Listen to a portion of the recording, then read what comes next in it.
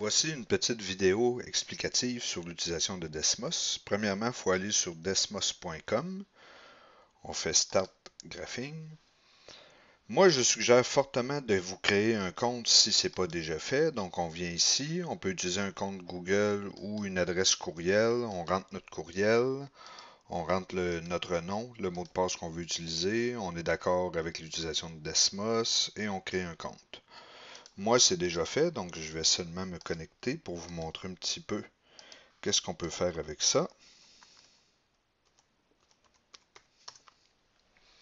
Donc, l'avantage de se créer un compte, c'est qu'ici, à gauche, on peut se créer un graphique.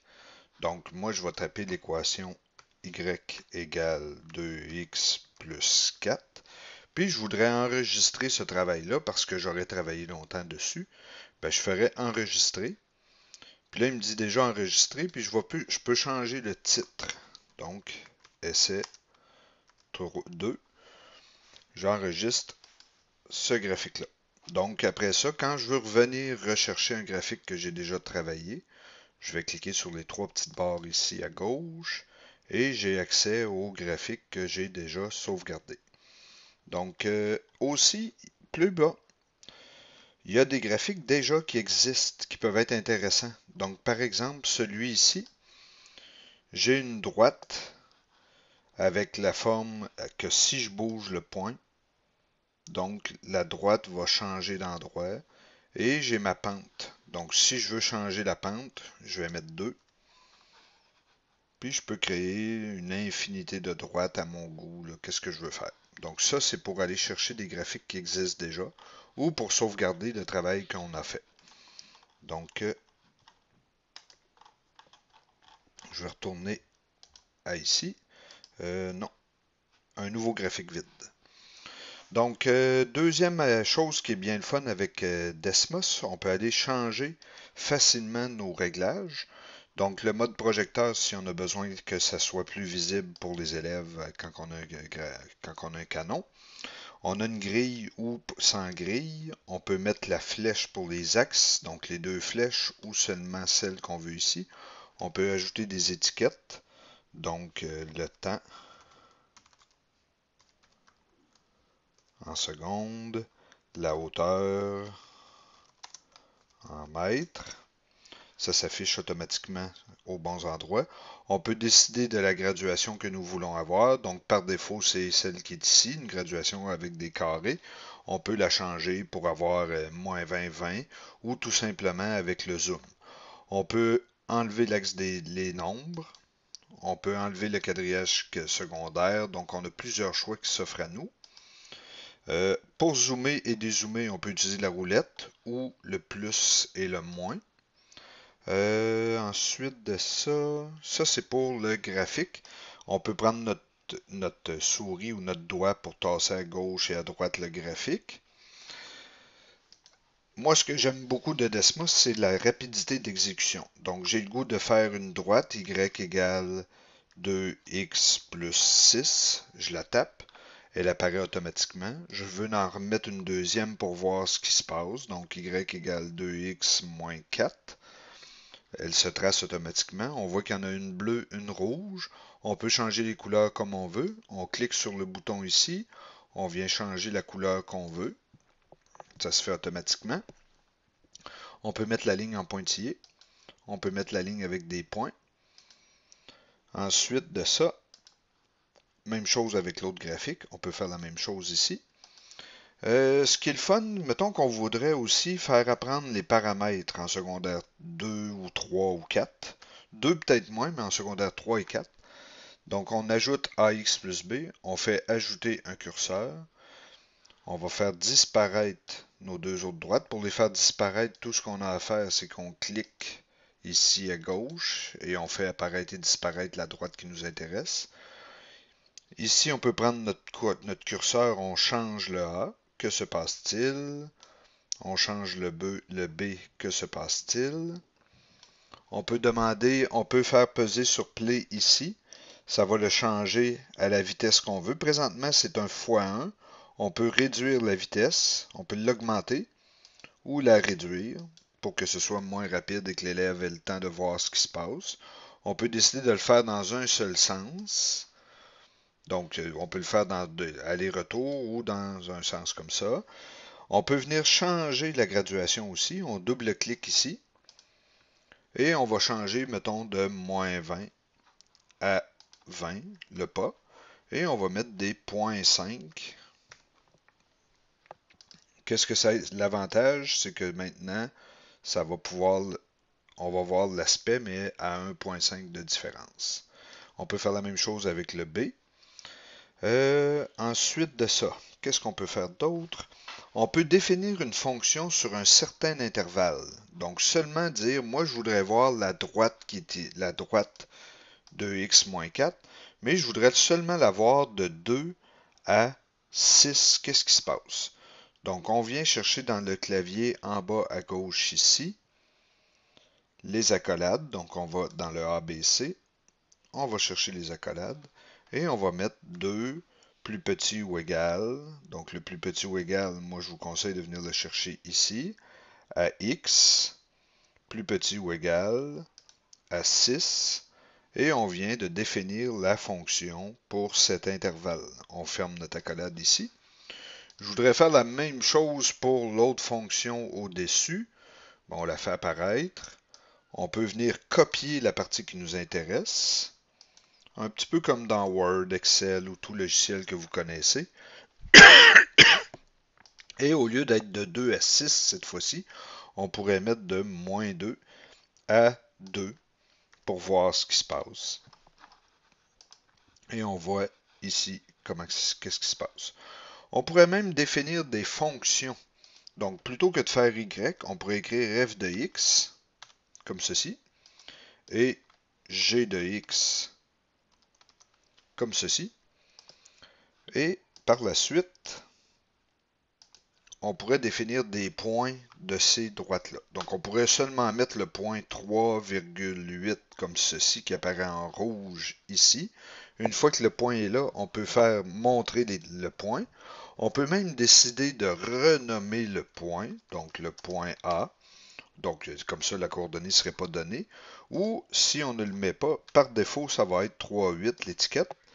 Et ensuite, on peut venir décider de où on met notre étiquette. Est-ce qu'on la laisse par défaut, à gauche, à droite, au-dessus, au-dessous? Est-ce qu'on veut une petite police, une grande police? On veut-tu une orientation autre que horizontale? Donc, on l'avait vu-tu verticale? Donc, on a comme plusieurs choix qui s'offrent à nous.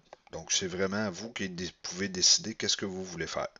Donc, si je veux définir un point de la fonction f, je peux faire ceci. Donc, mettons le point 3 de la fonction g. Donc là, je vais faire g3 comme ceci. Je vais mettre l'étiquette. Je pourrais même décider de faire un point qui pourrait se déplacer là-dessus. Donc, je pourrais mettre le point A, virgule, f de A. J'ajoute le curseur. Et si je fais afficher l'étiquette, je vois que le point 1, c'est A1, la fonction f vaut 8. Je peux le déplacer pour voir ce qui se passe pour chacun des points. On pourrait même en mettre plus qu'un. On pourrait mettre A, f de A, B, f de B. Qu'est-ce qu'on peut faire d'autre? On peut mettre on peut insérer une table de valeurs dans Desmos. Donc ici à gauche, complètement, on a un petit plus. On peut faire des expressions mathématiques comme je viens de montrer. On peut insérer des commentaires, donc des mots que l'élève y verrait à gauche. Donc, mettons, trace la fonction f de x égale 3x moins 5. Donc là, l'élève, dans le bas, il verrait qu'est-ce qu'on lui demande, puis là, il pourrait le tracer. On peut insérer un tableau. Donc, le tableau, on a x1, y1. Donc, on peut insérer des points 2, 4, 6, 8, 10. Et 3, 6, 9, 12, 15. On ne voit pas tous nos points ici à droite. On ne fait juste dézoomer. puis on se déplace pour voir tous nos points apparaître. Et la question classique qu'on peut demander aux élèves, c'est quelle droite épouse le mieux cette fonction-là. Donc, ce qu'on pourrait faire, c'est ici y égale ax plus b, et demander à l'élève, par essai et erreur, essaie de trouver la meilleure droite qui passerait par ces points-là, tout en sachant, nous, quelle est la réponse qu'on s'attend. Mais il va pouvoir trouver la vraie fonction par essai et erreur, ou encore, comme on veut l'avoir d'habitude en maths, là, y2 moins y1, ou avec les suites, ou comme on voudra.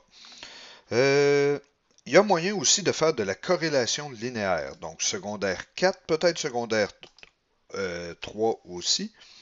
Plutôt que de rentrer l'équation sous cette forme-ci, on va écrire y1. Pour rentrer y1, Desmos est quand même assez intuitif. Si je veux faire y1, je n'ai qu'à taper y1. Donc là, je vais juste l'effacer au complet pour que vous compreniez bien ce que je fais. y1. On va aller chercher dans le petit clavier en bas à droite ici, en bas à gauche, le tilde. Donc ici, si vous ne le voyez pas, il faut peser sur le ABC. Le tilde est ici. Moi, je veux rentrer AX1 plus B. Donc, je cherche une droite de corrélation qui serait Y égale à X plus B. En bas, on voit apparaître que notre coefficient de corrélation il est de 1 et on voit exactement que le paramètre A est 1.5 et le B vaut 0. Si je viens changer le graphique ici pour, on va monter de 1, donc 5, 8, 11, 14 et 17, ben, ça vient de changer notre équation, mais le coefficient reste le même. Si je change pour 6, 14, on voit le coefficient de corrélation est de 0.9558. C'est quand même assez instantané comme façon de fonctionner. Donc, il y a moyen de faire toutes sortes de choses avec cet outil.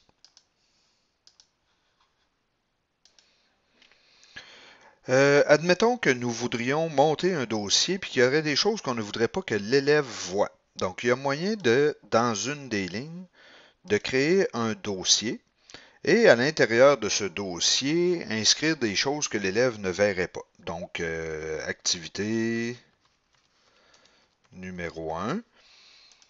Là, en dessous, on pourrait écrire y égale 4x, y égale 3 et y égale 2x plus 1. Donc, on aurait nos trois droites ici. Et on ne voudrait pas que l'élève ait accès à ces équations-là.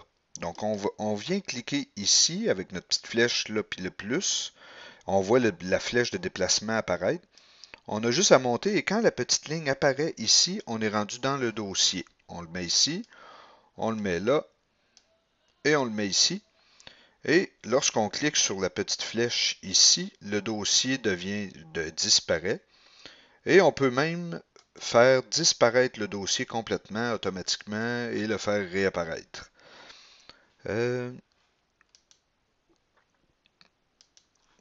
Donc, ensuite, on va juste faire disparaître notre coefficient de corrélation. La table de valeurs ici, on va la faire disparaître aussi. Une autre chose qui peut être intéressante, c'est de pouvoir copier notre travail. Donc, mettons que moi, je voudrais reprendre l'équation ici parce qu'elle était longue à taper. Je vais cliquer sur le petit outil en haut à droite. Et j'ai l'outil qui me permet de convertir cette équation-là en tableau. Et vice-versa, je peux faire l'inverse aussi. Je vais la retaper. Puis, non, excuse-moi. Je vais juste défaire ce que je viens de faire. Deuxième chose, je peux copier l'équation. Donc, la dupliquer. Et après l'avoir dupliquée, ben là, je pourrais la convertir en tableau et faire le lien entre une table de valeurs et une équation. On peut ici, à droite dans un tableau, donc quand on voit des choses de couleur dans Desmos, on a juste à cliquer dessus, on tient notre bouton et plusieurs options s'offrent à nous. Donc on peut mettre les points en point plein, point ouvert, en X. On peut mettre la droite en pointillé. On peut mettre la droite en pointillé. On peut changer la couleur, donc on peut vraiment faire toutes sortes de choses. C'est super simple à faire. On peut enlever les points, remettre les points, enlever la droite, remettre la droite. Donc là, pour que vous voyez bien ce que j'ai fait, je vais faire disparaître les couleurs, les autres droites. Donc ici, je fais apparaître, disparaître ce que je veux bien faire apparaître aux élèves. D'autres choses intéressantes. Insérer une image. Donc, je vais juste faire disparaître ceci. Moi, je voudrais insérer une image que l'élève pourrait mettre une droite par-dessus ou une parabole ou tout ça. On s'en va cliquer sur le petit X, ajouter, image, et on peut aller chercher une image du web ou une image qu'on a déjà sauvegardée sur notre ordinateur. Moi, je vais prendre ce numéro-ci. Et je peux déplacer cette image-là. Comment la déplacer? On va la sélectionner. On va prendre un des points ici qui est au centre. Et on peut la déplacer à l'endroit où on voudra. On peut la grossir, la redéplacer et l'installer vraiment à l'endroit où on veut. On peut même jouer sur l'image, l'opacité, en cliquant ici et en tenant notre bouton. On peut décider est-ce qu'on la veut plus pâle ou plus foncée. On peut la placer derrière le graphique ou en avant du graphique. Donc, c'est nous qui décidons ce qu'on fait. On peut vraiment décider, on peut changer l'angle de la figure. Donc, on pourrait mettre 20 degrés. Si on voulait, on pourrait lui faire effectuer une rotation. Donc, il y a vraiment plusieurs choses qu'on peut faire. Ça fait un tour d'horizon de Desmos. Je peux vous montrer d'autres choses que moi j'utilise quand même assez fréquemment. Souvent, j'ai des paraboles que j'aimerais travailler, donc de la parabole A, parenthèse X, moins H au carré plus K. J'ajoute les curseurs. Souvent, qu'est-ce que je fais? Je viens ajuster le pas de graduation à 0.1 parce que je trouve que ça travaille bien. Le pas de graduation pour les translations de 1 aussi. Et de 1 ici comme ceci. Et après, je suis capable de jouer avec ma parabole pour avoir les paramètres que je voudrais que l'élève calcule. Donc moi, je voudrais un paramètre de 2.5, je voudrais un paramètre de translation horizontale de 5 et un cas de moins 2. Donc j'ai ceci, je peux déplacer mon graphique à ma guise. Par la suite, je peux mettre les points qui m'intéressent dans cette droite-là, dans cette parabole-là, mais je voudrais trouver le sommet sans taponner trop longtemps. Ben, tout ce que j'ai à faire, je clique sur la parabole et on voit quelques points intéressants apparaître ici. Puis en cliquant sur ces points, automatiquement, nous avons les deux zéros, le sommet. On peut dézoomer pour aller voir également l'ordonnée à l'origine. Donc, c'est quand même une nouveauté qui peut être intéressante. Fait que ce que ça nous permet de faire, c'est de trouver le sommet, mais on peut aussi écrire le sommet en écrivant H,K, placer l'étiquette, et le sommet vient d'apparaître. Et dès qu'on déplace notre sommet, ben, notre équation s'ajuste en conséquence de ce qu'on a tracé ici. On pourrait mettre un autre point de la parabole, mais pour ceci, là, je vais l'écrire en fonction. Je vais écrire f de x. Et je vais écrire, mettons, 8,f8 et l'étiquette. Donc, j'aurai tout de suite un point de la parabole d'afficher, un point de la parabole, le sommet. À côté du sommet, là, si on veut mettre une étiquette, c'est pas possible parce que le point ne changera plus. Mais l'élève pourrait très bien comprendre que le point noir est toujours le sommet. Fait qu'après ça, si on déplace un des paramètres ici à la main, automatiquement le point s'ajuste.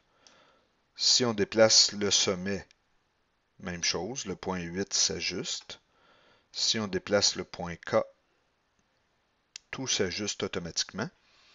Et on peut faire voir à l'élève qu'est-ce que le paramètre A fait, qu'est-ce que le paramètre H fait, etc., etc. Souvent, on peut aussi avoir à trouver Y égale, on va mettre 40. Donc, à quel moment que notre fonction est égale à 40, on vient à droite ici. Quand on clique sur la droite bleue, on voit apparaître les trois points d'intersection qui pourraient nous intéresser. Donc, on voit qu'à moins 4,325, ça vaut 40, à 8,325, ça vaut 40, et que l'ordonnée à l'origine est bien entendu 40. Pour certains enseignants, ça pourrait paraître, voyons, c'est complètement absurde, l'élève peut trouver directement la réponse. Toutefois, avec une calculatrice graphique, il peut déjà le faire déjà, c'est juste que c'est plus long. Aussi, avec beaucoup de calculatrices, il y a beaucoup de calculatrices que le calcul se fait aussi tout simplement en rentrant nos paramètres A, B, C ou H, A, H, K. On fait calque intersecte, puis ça se calcule tout seul. Moi, l'avantage que je vois dans ça, c'est que l'élève connaît la réponse et il est quand même obligé de faire sa démarche papier, crayon, ou de réfléchir à comment arriver à cette réponse-là, mais il sait c'est quoi la bonne réponse. Donc, des fois, ça lui permet de plus se valider facilement. Je pense avoir fait un bon tour d'horizon de Desmos. Ce qu'il faut, c'est vraiment se mettre dessus, essayer des choses, puis voir un peu la force de Desmos. Ah non, une chose qui peut être intéressante. Je sauvegarde mon graphique. J'enregistre le graphique. Je vais mettre essai 5. Je l'enregistre. À droite, je peux partager mon travail avec les élèves ou d'autres enseignants en copiant le lien qui est ici. Et je peux soit imprimer le graphique, soit l'exporter dans un document, soit l'incorporer dans une page web. Là, je l'ai juste copié. Je vais aller le remettre ici. Enter. Et je viens de partager mon graphique à quelqu'un d'autre qui pourrait repartir de ce graphique-là pour faire quelque chose. Je vais vous montrer un petit peu d'autres graphiques que j'ai développés, que j'utilise des fois avec mes élèves. La forme symétrique d'une droite et un point qui est ici. On pourrait demander de trouver l'équation qui est parallèle, qui passe par le point 6,8, l'équation qui est perpendiculaire, qui passe par 6,8, ou la distance de ce point-là à la droite qui est ici. Puis ce que ça permet de faire, c'est vraiment de dessiner rapidement la droite qui nous intéresserait, qu'on voudrait montrer à nos élèves pour comment la calculer et tout ça. Un point mobile comme ceci, ça peut être intéressant à faire aussi. Donc, on fait x1, virgule y1. On ajoute le curseur. Le point devient mobile. Et en le prenant, on peut le déplacer où on veut et automatiquement, nous avons la coordonnée du point qui s'affiche. Nous pouvons encore une fois là, aller jouer avec le pas de graduation et tout ça, et tout ça, et tout ça. Donc, c'est vraiment un outil qui est très puissant. C'est à vous d'explorer le net ou encore de vous lancer dans le traçage de courbe pour voir un peu qu'est-ce que les forces et les faiblesses de cet outil.